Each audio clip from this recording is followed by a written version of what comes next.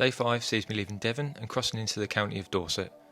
Today I covered just over 60 miles and 5,000 feet of elevation as I travel from Branscombe to Regis, which is roughly halfway between the towns of Dorchester and Bournemouth.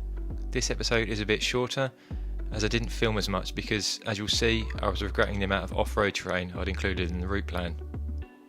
So good morning everyone, welcome to the start of day 5 of my Land's End to Lowestoft cycling challenge.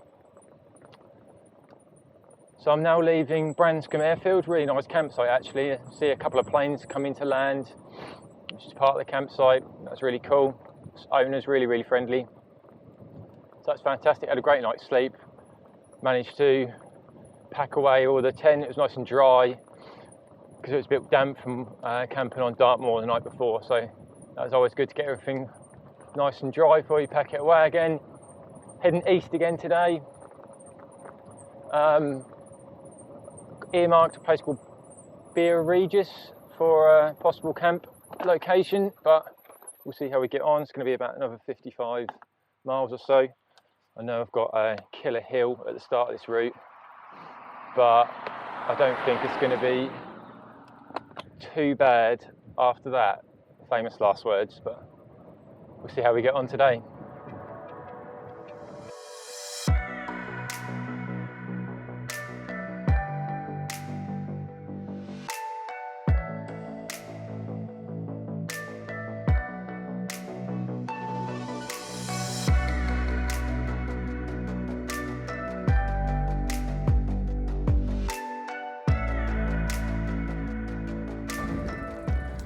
Half an hour in, I've done 2 miles.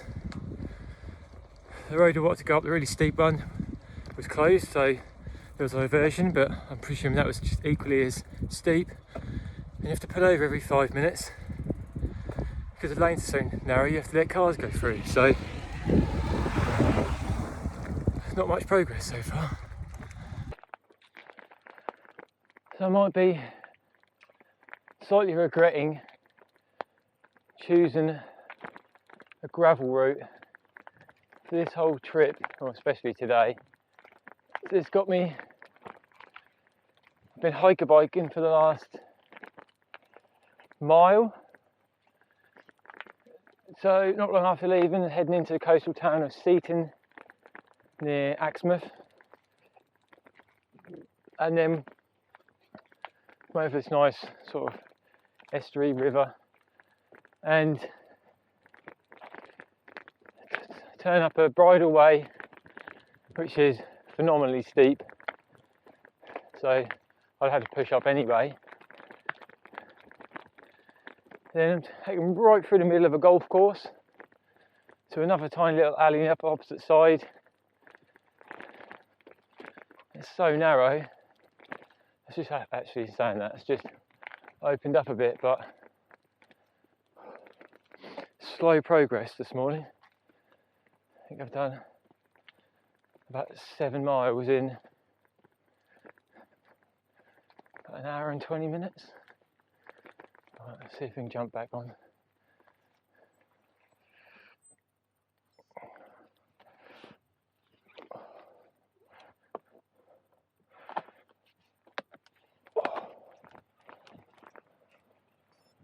Yeah, this is not too bad.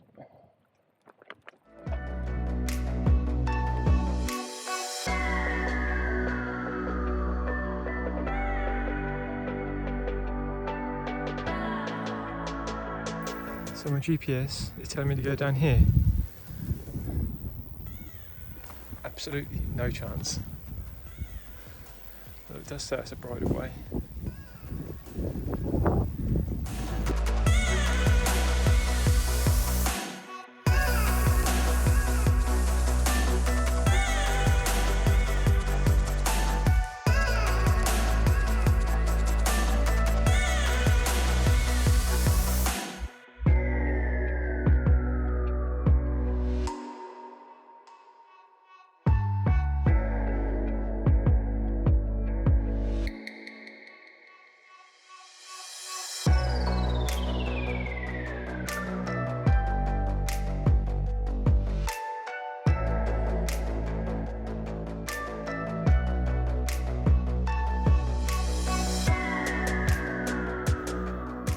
I'm not sure where I last left you. Been a bit peed off today, so I got lost on the sort of bridle ways of West Dorset, then tried to find my way back onto my pre-programmed route. Went up a lane called Hell Lane, and I can see where it gets its name from. It's absolutely horrendous, wet, boggy. My tyres were caked in mud, shoes caked, so that pissed me off. Then found back onto my route, got lost again, so I decided I'm not doing any more off-roading. I'm going to reprogram the route and just go touring, go on-road. So I did that after a quick lunch stop. And then what happens 2 minutes after lunch? Sends me up another bridleway and unpassable.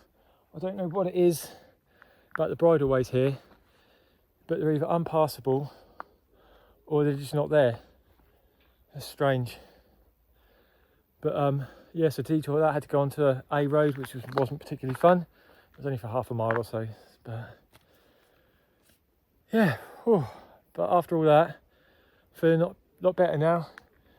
So I had some lunch, another pasty, and found a church for some water, and yeah, heading on to the campsite. So.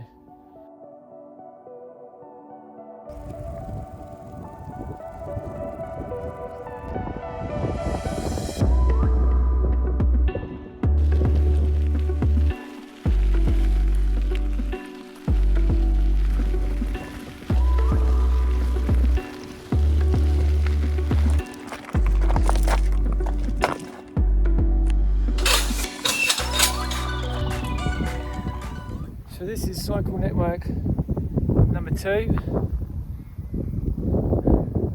You just saw a little bit, but it's really nice. But if it rains, then I reckon that bit previously would be pretty bad. But in the dry, I don't mind it. There's supposed to be some storms and some rain over the weekend, so glad I got this one out of the way when I did. So that's about it for today. Apologies, I didn't film that much, so it's not the best representation of the day, but I wanted to include it anyway just for continuity. Stay tuned for day 6, which will be the longest day so far on the trip as I start heading north into Wiltshire.